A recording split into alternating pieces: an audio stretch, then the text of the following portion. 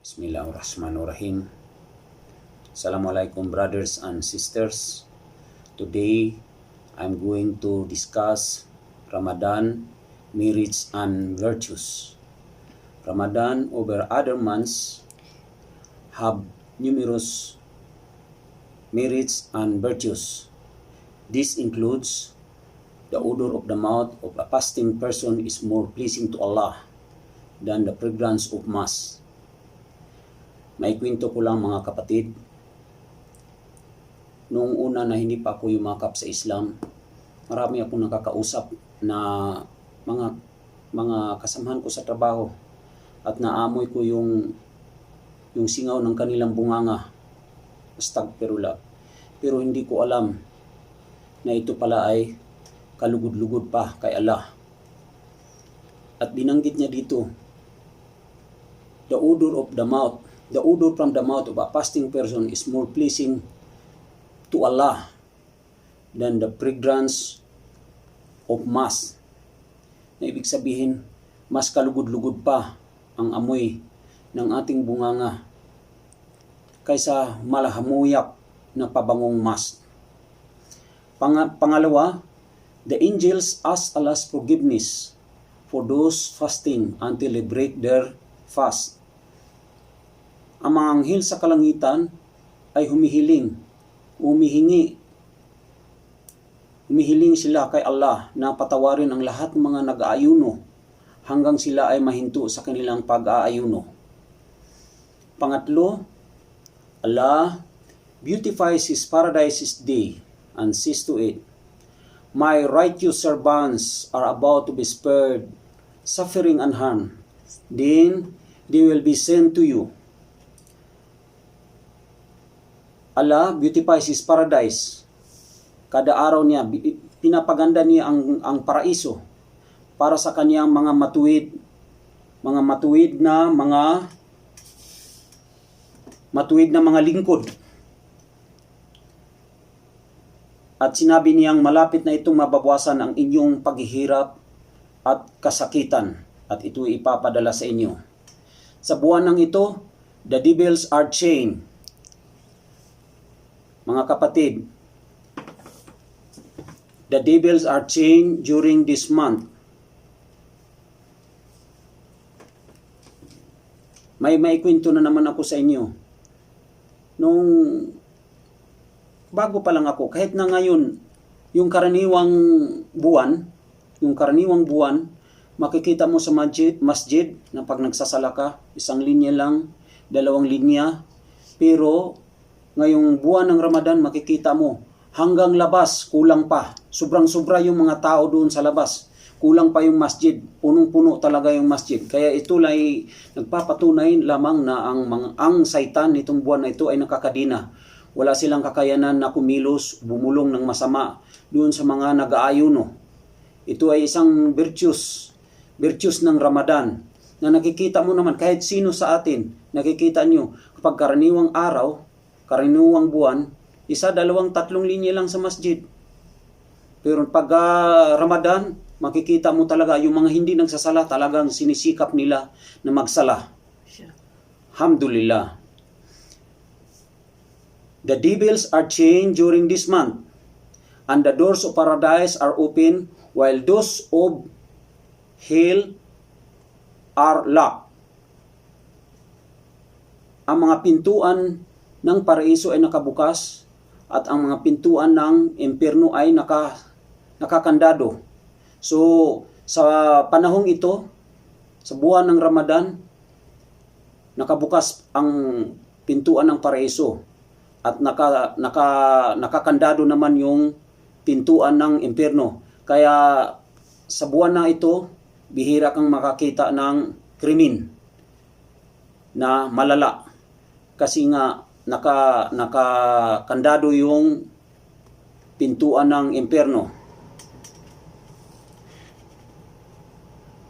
Ang sunod naman ay ang Laylatul Qadr or Night of Decree. Ang Night of Decree, which is better than 1,000 months, occurs during this month. Whoever deprived of the good of this night, indeed been deprived of much goodness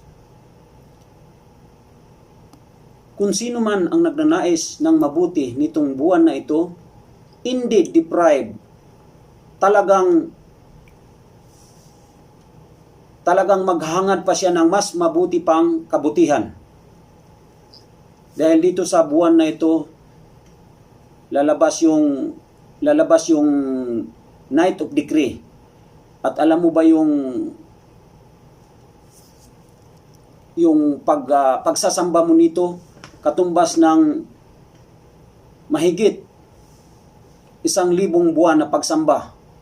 Yung mahigit 1,000 pagsamba, i-divide mo ito ng 12 sa isang taon. Ilang 1,000 i-divide mo sa 12, ang lalabas nito more than 83. So kapag ikaw ay bago pa lang yakap sa Islam, makakuha ka man lang ng isang buwang Ramadan na magkaroon ka ng 83 years sa buhay mo, alhamdulillah, inshallah makakamit natin ito. Kaya nitong buwan na to, ito yung tinatawag na karira ng paggawa ng kabutihan. Kaya nga sinasabi ko siyang karira kasi nga unahan tayo, paramihan tayo ng paggawa ng kabutihan. Kasi sa buwan na ito, ang kabutihan ay dubli-dubli siyang binihiyaan ng Allah. Sunod naman, those fasting receive forgiveness of their sins on the last night of Ramadan. Kung sino man yung nagpapasting nitong buwan na ito, ay makatanggap siya ng pagpapatawad ng kanilang kasalanan sa huling araw ng Ramadan. Kaya lahat naman tayo nagkakasala, humingi tayong kapatawaran, mag-aayuno tayo, patatawarin tayo ni Allah, at matatanggap natin ito. Matatanggap natin ito, yung pagpatawad ni Allah sa ating kasalanan sa last night of Ramadan. Ang sunod naman, Allah saves a number of people from hellfire during its night of Ramadan. Kapatid, lahat tayo nagkakasala, pero marami tayong iba-iba tayong pagkakasala. Merong mabigat, merong magaan. Sa impyerno, doon sa hellfire, marami din tayong kapatid na kakarating doon. Na itong pagkakataon na ito, during Ramadan, each night of Ramadan, inaalis ni Allah ang number ng mga taong napaparusahan doon sa impyerno. Kaya pagkakataon ito, nitong buwan ng Ramadan na to, Allah saves a number of people from hellfire. Bawat gabi ng Ramadan. Kapatid, pwedeng magtanong, Okay po kapatid. what is the reward of the one who complete the Tarawih prayer with Imam? Completing the Tarawih with the Imam is counted as standing the whole night in prayer. The Prophet Muhammad, peace be upon him, said, whoever remains with the Imam in prayer until he completes the prayer will have the night written for him as one who performed Qiyam al-Layl. Ano yung Qiyam al-Layl? Yan ang tinatawag sa English na night prayer. Okay? What is the reward of one who perform Umrah in Ramadan? Okay, the Prophet Muhammad, peace be upon him, said, performing Umrah in Ramadan is equal in reward to performing Hajj. Pero meron siyang isang version dito. In another version, the Prophet Muhammad, peace be upon him, said, performing Umrah in Ramadan is equal in reward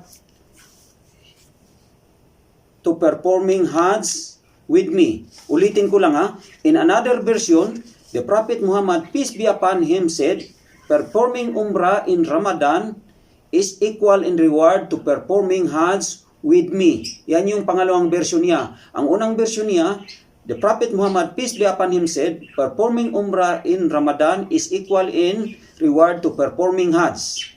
Hajj lang. wala siyang kasama. Pero yung isang version niya, in another version, the Prophet Muhammad, peace be upon him, said, performing Umrah in Ramadan is equal in reward to performing Hajj with me. Okay? What is the reward of the one who stands in a state of worship in Laylatul Qadr? Laylatul Qadr, or night of decree. This is the night of decree.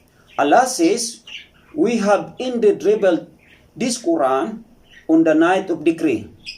And what will explain to you what the night of decree is? The night of decree is better than 1,000 months. That is from Quran Al-Qadr 97, 1-3. The Prophet Muhammad, peace be upon him, said, whoever prays during Laylatul Qadr with firm belief and hoping for the reward from Allah will have his past sins forgiven. Mga kapatid, marami tayong mga kasalanan na gagawa. Sana inshallah ay mapapatawad tayo ni Allah. Itong last night of Ramadan, mapapatawad tayo. At saka tuloy-tuloy tayo na maggawa ng kabutihan. Kasi ang sinabi ko nga sa inyo kanina pa, ang Ramadan ay isang karira, buwan ng karira. Buwan ng karira para gumawa ng kabutihan.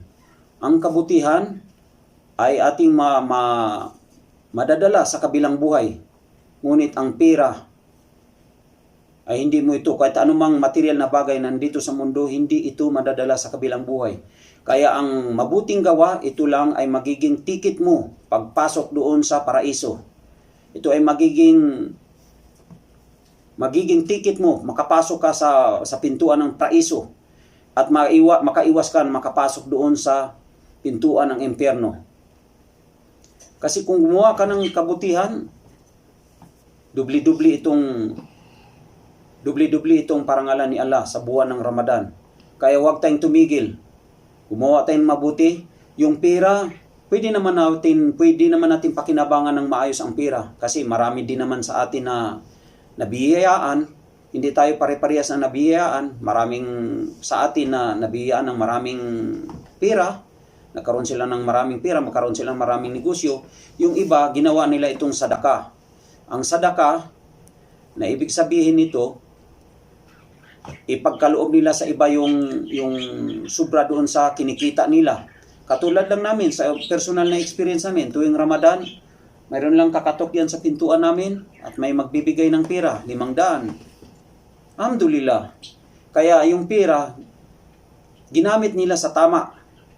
Ginawa nila binahagi nila sa mga nangangailangan. At ito naman ay biyaan ni Allah ng dubli-dubli. Inshallah. Kaya tuloy-tuloy pa rin tayo gumawa ng kabutihan. Magunahan tayo gumawa ng kabutihan para ito ay magiging ticket natin sa kabilang buhay. Ito ay magiging panangga natin. Okay, inshallah mga kapatid, nakakatulong ako sa inyo ngayon na napagbigay ako sa inyo ng dagdag kaalaman. Sa akin naman na bago rin ako sa lahat ng mga kapatid nating bagong yakap lang sa Islam, i-repress natin ito mga kapatid. Magagamit natin ito. Katulad ko rin, nagbalik Islam din ako, kailangan ko rin itong kaalaman na ito. Kailangan ko rin i-repress ito at sana naman ay nakapaghatid ako sa inyo ng karagdagang kaalaman. At tuloy-tuloy pa rin tayo na gumawa ng kabutihan. Mga kapatid, nakapasok na tayo sa unang pintuan ng paraiso. Ito yung pagsaksi natin. Pagsaksi natin na walang ibang Diyos liban kay Allah na dapat sambahin. Yan ang unang first step natin. Sana sikapin natin na huwag na tayong bumalik sa dati pa. Kaya nga inshallah, pagdasal natin ang ating sarili, pagdasal natin lahat na sana huwag na tayong bumalik sa dati pa. Mga kapatid, nandito na tayo. Pag-igihan na natin ito. Ituloy-tuloy na natin ang ating naumpisahan. Sana po'y nakakatulong ako sa inyo ngayon na iparating sa inyo ang mensahe. Assalamualaikum warahmatullahi wabarakatuh.